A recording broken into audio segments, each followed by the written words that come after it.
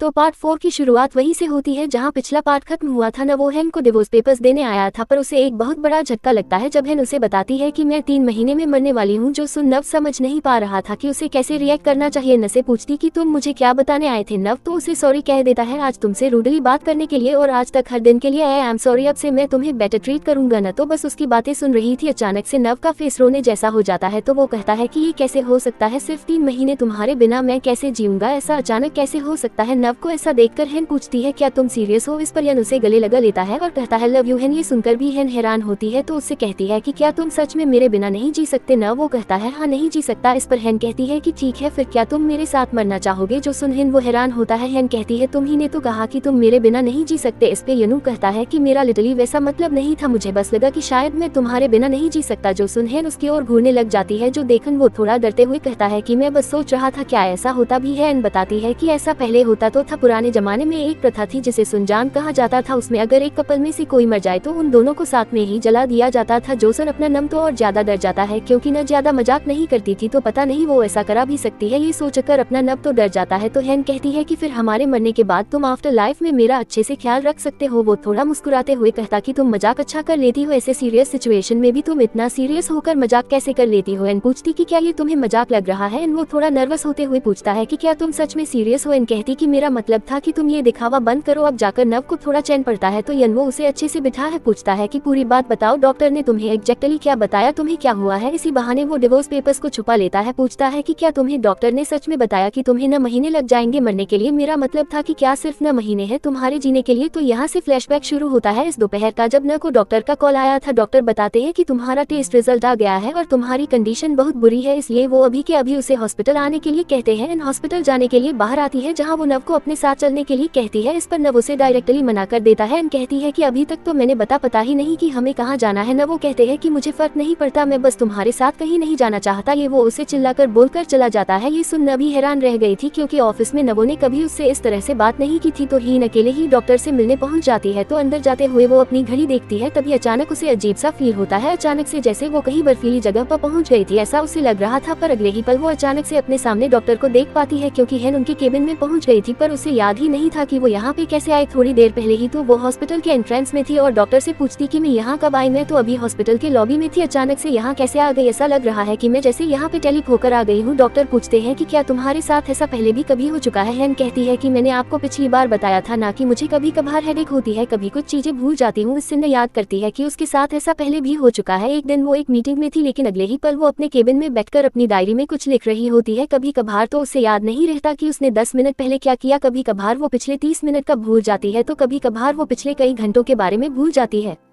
कि उसने पिछले 2-4 घंटों में क्या किया था। और ऐसा ही है न के साथ उस दिन भी हुआ था जब नव ने उसे 1 घंटे बाद लंच में मिलने बुलाया था। न अपने ऑफिस में बैठी थी, अचानक उसके हाथ से लिपस्टिक गिर जाती है। जैसे ही वो उसे उठाने जाती है तभी वो भूल जाती कि उसे नव ने मिलने बुलाया था, इसलिए वो तो ऑफिस में बैठकर अपने सारे काम कर रही होती है। कुछ घंटे बाद जब उसकी सेक्रेटरी आती है उसे यहाँ देखकर वो उससे पूछती कि आप अभी तक यहाँ कैसे, आपको तो डायरेक्टर नवो से मिलने जाना था ना। तो हेन जल्दी से पहुँच जाती है नवो की बताई जगह पर तब तक नवो जा चुका था। Coming back to present, doctor हेन से कहते हैं कि अगर तुम्हें पहले कई बार ऐसा हो चुका है तो तुमने मुझे बताया क्यों नहीं। एन कहती कि मुझे लगता था कि शायद मैं सो गई होंगी, शायद थकावट की वजह से मैं भूल जाती थी, मुझे कभी ऐसा बॉडी में दर्द वगैरह महसूस नहीं हुआ था, इसलिए मुझे लगा ये सब कुछ नॉर्मल है। क्या मुझे सच में कुछ हुआ है। तो डॉक्टर उसे बताते हैं कि तुम्हें क्लाउडसाइटोमा है जो एक बहुत ही रेयर बीमारी है, पूरी दुनिया में इसके बहुत ही कम केसेस है, बल्कि कोरिया की तुम ही पहली इंसान हो जिससे ये बीमारी है। न पूछती कि क्या मुझे सर्जरी करानी पड़ेगी या किसी मेडिकेशन से मैं ठीक हो जाऊंगी। डॉक्टर बताते हैं कि तुम सर्जरी नहीं करा सकती क्योंकि तुम्हारी कंडीशन बहुत ही कॉम्प्लिकेटेड है। बेसिकली हेन को एक बहुत ही रेयर ब्रेन ट्यूमर है जिसका कोई इलाज ही नहीं है। तो डॉक्टर जब उसके ट्यूमर के बारे में बता रहे थे तो इनको फिर से कुछ हो जाता है, उसे नेशंस होने लगते हैं। अचानक से हेन को अपने आसपास गहरा सा दिखाई पड़ता है और फिर से उसे लगने लगता है कि जैसे वो किसी बर्फीली जगह पर आ गई है। इसे डॉक्टर की कोई बात सुनाई नहीं दे रही थी, जबकि डॉक्टर उसे यही बता रहे थे उसके जो ट्यूमर सेल्स है वो उसके सारे नर्व्स में फैल चुके हैं, इसलिए उसका टेम्पररी मेमोरी लॉस हो रहा है और इसी की वजह से उसे हेलुसिनेशंस भी होंगे, साथ ही में तुम्हें पर्सनैलिटी डिसऑर्डर भी हो सकता है। मेडिकेशंस तुम्हारे लिए ज्यादा ज्यादा हेल्पफुल नहीं होगी और सर्जरी कराना बहुत ही ज्यादा रिस्की होगा क्योंकि ये ट्यूमर सेल्स पूरे ब्रेन में फैल चुका है। अब हेन तो अपने लुसने में खोई हुई थी। डॉक्टर जोर से उसका नाम बुलाने लगते हैं, तब जाकर हेन अपने लुसने से बाहर आती है। इससे हेन की सांसें फूल जाती है। नलिसन की वजह से उसे बहुत ही ज्यादा घबराहट होती है, तो हेन अपने आप को शांत करके डॉक्टर से पूछती है, फिर मैं ठीक कैसे हो सकती हूँ? कोई ऑर्डिनरी पर्सन इससे बचे या ना बचे मुझे कोई फर्क नहीं पड़ता। आप मुझे मेरी ट्रीटमेंट के बारे में बताए, चाहे जितने पैसे खर्च हो जाए, आप मुझे इसका इलाज बताए। डॉक्टर से बताते हैं कि फिलहाल तो इसका कोई इलाज नहीं है, पर तुम्हारे हेडेक और मेमोरी लॉस की प्रॉब्लम के लिए मैं कुछ मेडिसिन दे सकता हूँ। एंड डॉक्टर से कहते हैं कि आपका मतलब है कि मैं मरने वाली हूँ, तो मेरे पास कितना टाइम बचा है? डॉक्टर बताते हैं कि जिस स्पीड से तुम्हारे ब्रेन ट्यूमर सेल्स पूरे ब्रेन में फैल रहे हैं, मैक्सिमम 3 महीने हैं तुम्हारे पास। जोसन पहली बार हेन को डर लगा था कमिंग बैक टू प्रिजन। हेन कहती है कि उन्हें कुछ नहीं पता, तो यनवो कहता है कि वो यहाँ के बेस्ट न्यूरोसर्जन है, तो जरूर उन्होंने सच ही कहा होगा। एन कहती है कि फिर क्या मुझे अपने बॉडी के बारे में पता नहीं होगा? क्या कभी तुमने मुझे जंक फूड खाते हुए देखा है या कोई पैकेज्ड फूड? एंड वो कहता है नहीं देखा। एन कहती है तभी तो मैं कह रही हूँ ना, मैंने कभी अल्कोहल नहीं पी, ना ही स्मोक करती हूँ। बचपन से लेकर आज तक मैं सिर्फ vegetable juice and fruit juice पीती हूँ। हर दिन योगा और मेडिटेशन करती हूँ, तो मुझे भला कैसे कुछ हो सकता है, जबकि मैं बचपन से खुद को हेल्दी रख रही हूँ। कई लोग होते हैं जो ड्रिंक करते हैं, स्मोक करते हैं, उन्हें तो कभी ये बीमारी नहीं हुई, फिर ये रेयर बीमारी मुझे ही क्यों हुई? तो यनब से थोड़ा शांत कराता है, पर न फिर भी कही जा रही थी कि माना मैं बीमार हूँ, पर ये डॉक्टर्स मुझे ठीक क्यों नहीं कर सकते? आजकल तो सब पॉसिबल है, लोग चांद पर जा रहे हैं, कार्स अपने आप चलती है, एआई को देख लो, सब काम अपने आप ही हो जाता है। फिर ये लोग मेरे दिमाग से छोटा सा ट्यूमर क्यों नहीं निकाल सकते? न वो उसे कंसोल करते हुए कहता है कि क्यों ना हम कल हॉस्पिटल दोबारा चले, हो सकता है डॉक्टर से कोई मिस्टेक हो गई हो, इसीलिए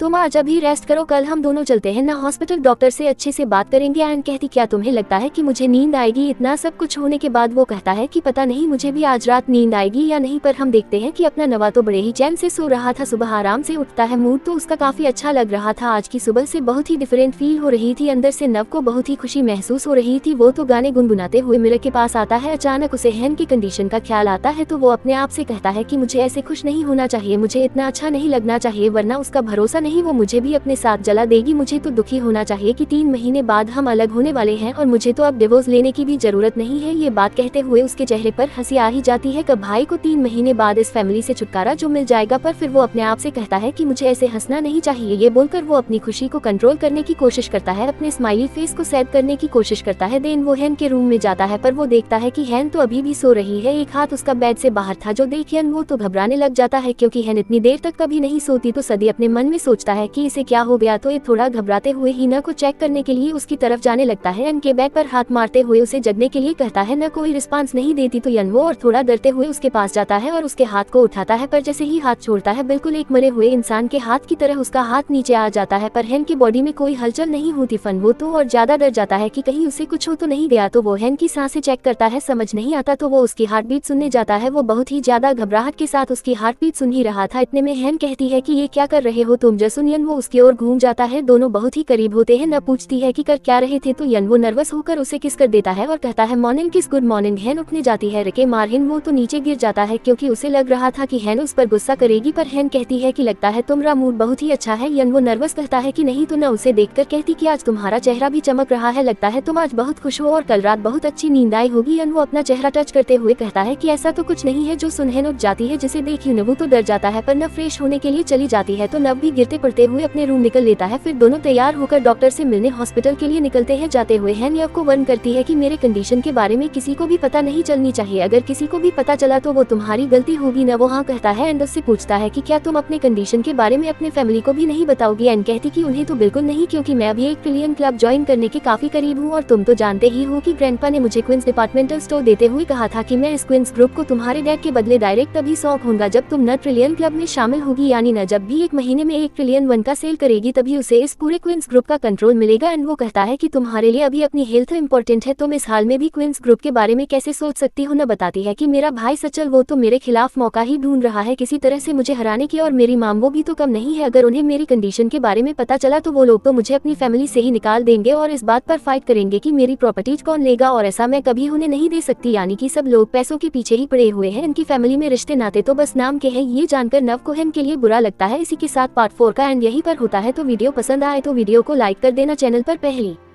बार आए तो do subscribe and hit the bell icon. जल्दी ही मिलते हैं अगले पार्ट में, तब तक के लिए take care and bye bye.